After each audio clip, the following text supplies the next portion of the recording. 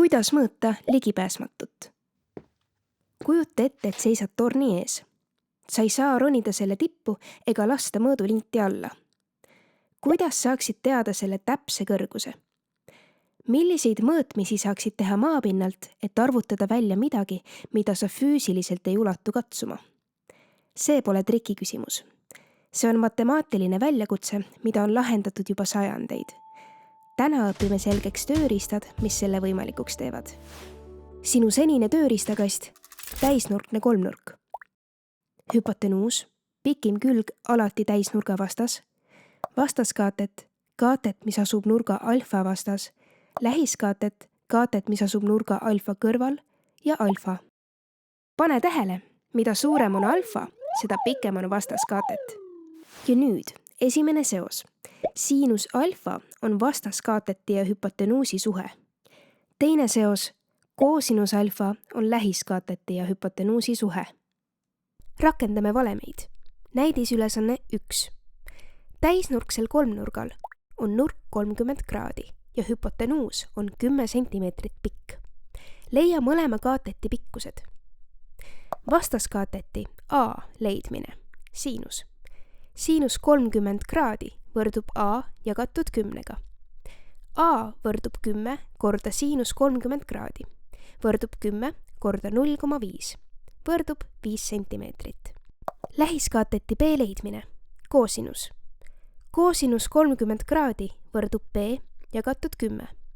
B võrdub 10 korda koosinus 30 kraadi, mis on ligikaudu 10 korda 0,866, mis võrdub 8,66 sentimeetrit. Nüüd aga läheme Oleviste kiriku juurde. Oletame, et seisame tornist 50 meetri kaugusel. See on meie lähiskaatet.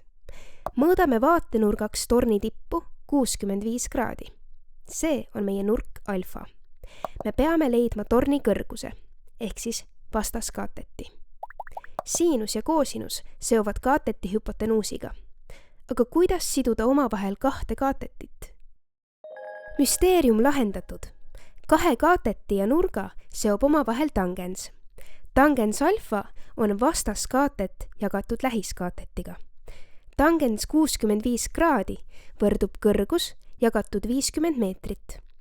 Kõrgus võrdub 50 korda tangens 65 kraadi, mis tähendab, et kõrgus on ligikaudu 50 korda 2,1445, mis teeb kokku 107,2 meetrit. Tegelik Oleviste kiriku kõrgus on 123,7 meetrit, aga meie arvutus on päris hea lähendus. Teekond jätkub. Kuhu edasi?